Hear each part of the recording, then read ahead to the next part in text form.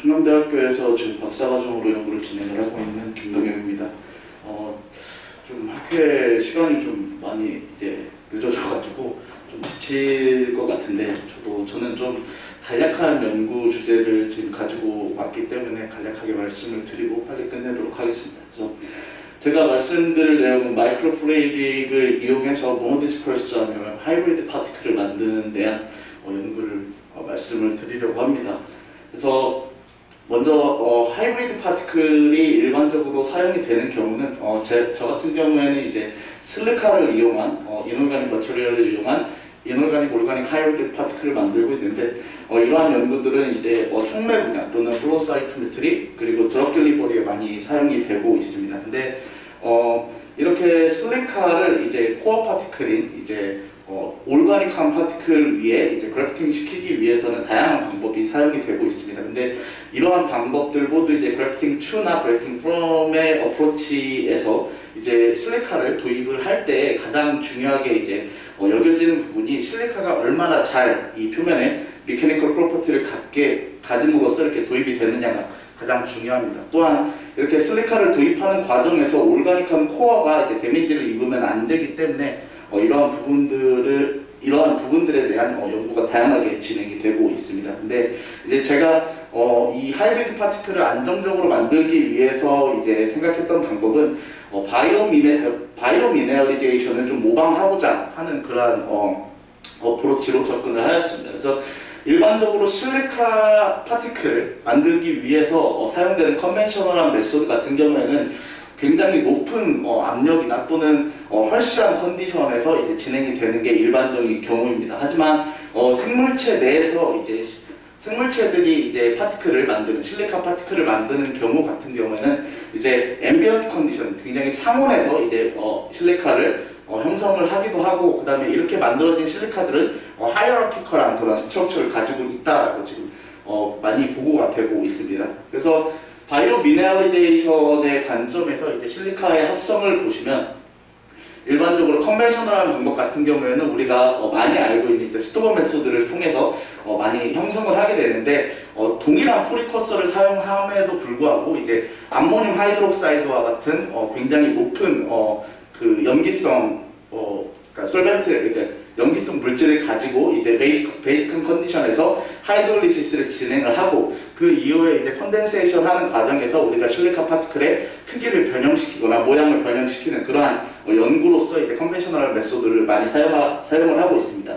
반면에 앞서 말씀드린 바이오 미네랄리제이션 같은 경우에는 이제 바이오 캐탈리스트를 사용해 여기에서는 지금 스퍼민 그리고 알파이 펩타이드 그리고 실라핀과 같은 종류의 이제 펩타이드를 사용을 하는 것을 지금 적어놨는데 이러한 펩타이드를 사용해서 앰비언트한 컨디션에서 굉장히 빠르게 이제 실리카 스트럭처를 만들 수 있다는 것이 바이오 캐탈리스트의 장점이 되겠습니다. 그러면 우리가 이러한 바이오 캐탈리스트를 모방하는 관점에서 실리카를 만들게 된다면 앰비언트 컨디션에서 안정적으로 실리카 파티클을 형성을 할 수 있지 않을까. 또한 우리가 원래 가지고 있는 이러한 코어 파티클을 데미지를 입히지 않고 실리카 파티클을 도입하여서 하이브리드 파티클을 형성할 수 있지 않을까라고 생각을 하였습니다. 그래서 일반적으로 생물체 내에 실제로 존재하는 슬라핀이라는 그러한 그 물질을 이제 우리가 인위적으로 아티피셜하게 만든 것이 알파이 펩타이드가 되겠습니다. 그래서 이 알파이 펩타이드 같은 경우에는 실리카를 실제로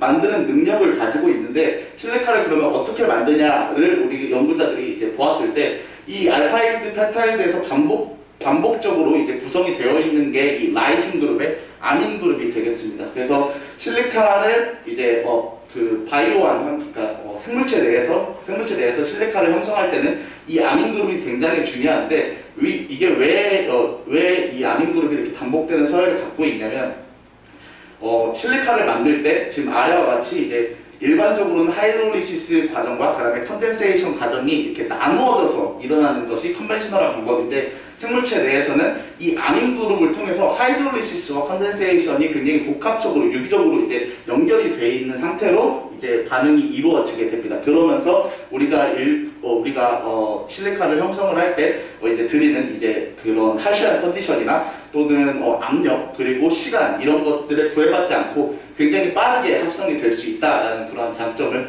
가지고 있는 반응이 되겠습니다. 그래서 이러한 반응을 가지고 이제 폴리아민 계열의 이러한 반응 물질을 가지고 이제 다양한 연구를 진행을 했었습니다. 그래서 바이오미메틱한 어프로치를 사용해서 실리카 파티클을 어떻게 하면 쉽게 만들 수 있는지에 대해서 다양한 연구를 진행을 했고 그로 인해서 나온 결론이 결국에는 우리는 폴리아민 그룹을 가지고 있는 폴리머가 굉장히 컨센트레이션 되어 있는 환경이 주어진다면 실리카 파티클을 쉽게 만들 수 있다라는 결론에 도달하게 되었습니다. 그래서 간단한 예를 아래에서 보여드릴 수 있는데 이 폴리아민 하이드로클로라이드라는 폴리알리라민 하이드로클로라이드라는 이러한 폴리머를 이제 포스페이트 아이온, 멀티발란트 아이온을 통해서 크로스링킹을 시키게 됩니다. 이것은 이제 실제로 어떤 공유결합으로 크로스링킹을 시키는 것이 아니라 단순히 일렉트로스태틱 인터랙션에 의해서 다음과 같이 크로스링킹을 시키게 되면 약 50에서 200나노 정도로 우리가 사이즈를 컨트롤할 수 있는 그러한 나노 컴플렉스를 가질 수가 있습니다. 그래서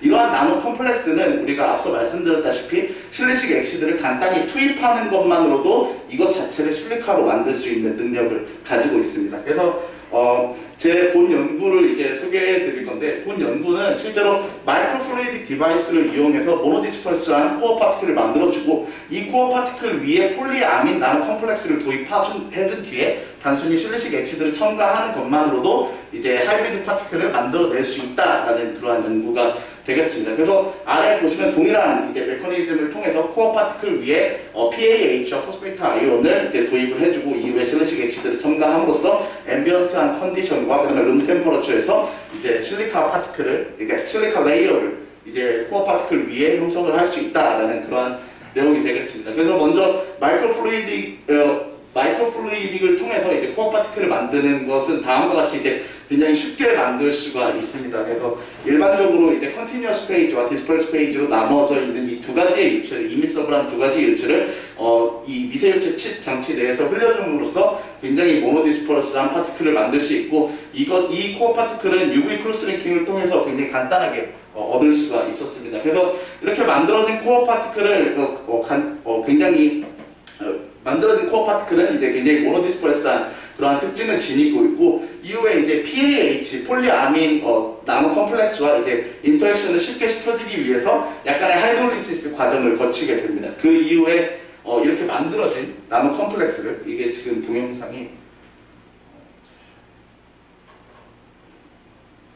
나노 컴플렉스를 만드는 방법은 굉장히 쉽습니다. 그러니까 폴리아민 하이드로클로라이드 솔루션에 이제 포스페이트 아이온을 떨어쳐 주기만 해도 다음과 같이 터비니티가 굉장히 증가한 그런 나노 컴플렉스를 얻을 수 있으며 이렇게 얻어지는 나노 컴플렉스는 pH 컨디션에 따라서 이제 다양한 크기로 얻어지고 또 이렇게 만들어진 나노 컴플렉스의 이 서페이스 프로퍼티를 보게 되면 모든 구역에서 이제 제타 포텐셜이 양의 값을 가지고 있는 것을 보실 수가 있습니다. 그래서 이렇게 양의 값을 가지고 있다 보니까 이것을 이제 코어 파티클에 다시 일렉트로스태틱 인터랙션을 통해서 도입을 해주게 되면 우리가 도입을 해주고 실리식 엑시드를 첨가를 해주게 되면 이 하이브리드 파티클을 만들 수 있는 것이 되겠습니다. 근데 실제로 이게 나노 컴플렉스가 이 코어 파티클에 잘 도입이 되었다라는 것을 확인하기는 굉장히 어렵습니다. 왜냐하면 나노 컴플렉스는 어떠한 솔리드한 상태로 존재를 하는 것이 아니라 단순히 폴리머와 포스페이트 아이온의 이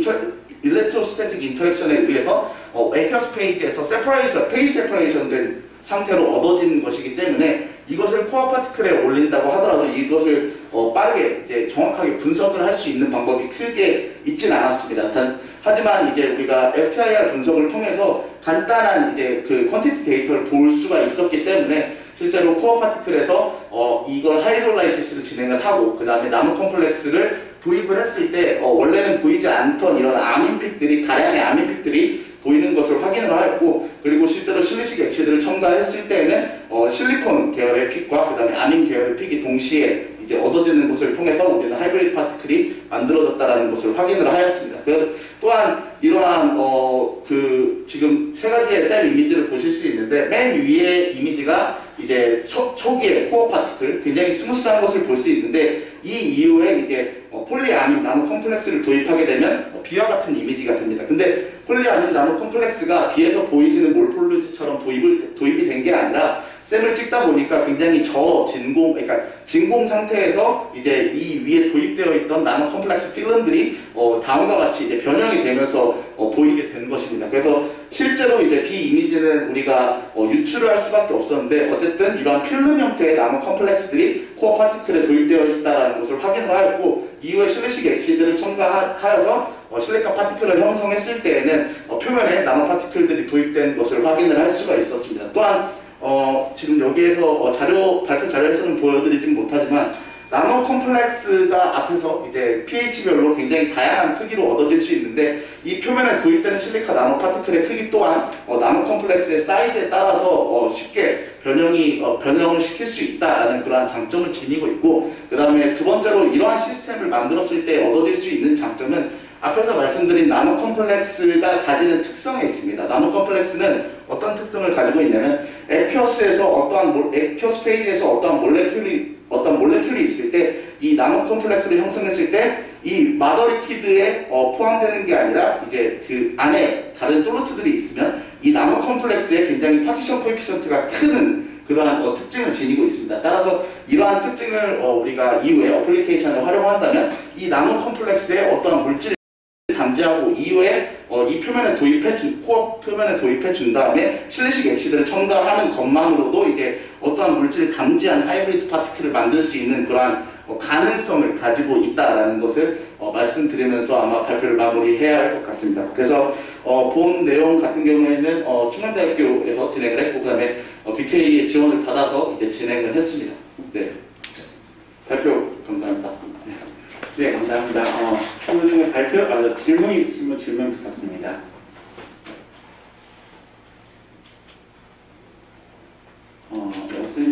제가 좀 한 가지 질문 드리고 싶은데요. 네. 이렇게 솔리드 파티클, 코어 파티클 만들어 놓고 이제 실리섹스에 넣었을 때 표면에 작은 파티클이 생기는데 그거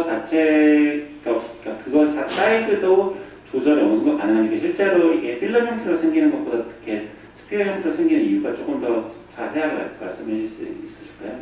대해서. 네, 사실 여기에서 이제 파티클 형태로 생기는 것이 이제 스킴에서는 제가 이거를 해서 보여드리면 이 PAH와 포스페이트 아이온의 필름 형태로 이제 레이어가 형성된다라고 이제 스킴을 그려가지고 이제 약간의 착오가 이제 있을 수 있는데 이 폴리아민 나노 컴플렉스의 초기 형태가 이제 스피어한 형태입니다. 그래서 이 스피어한 형태들이 굉장히 다양히 이제 코어 파티클에 붙어있는 형태로 있게 됩니다. 근데 나노 컴플렉스가 이제 이 코어 파티클에 붙을 때 완벽하게 스무스한 필름 형태로 얻어지는 것이 아니라 표면에 나노 컴플렉스들이 다양히 붙어있는 형태로 얻어지기 때문에 실리식 엑시드를 첨가하게 되면 어느 정도 구형의 형태를 띠는 것으로 확인이 되고 있습니다.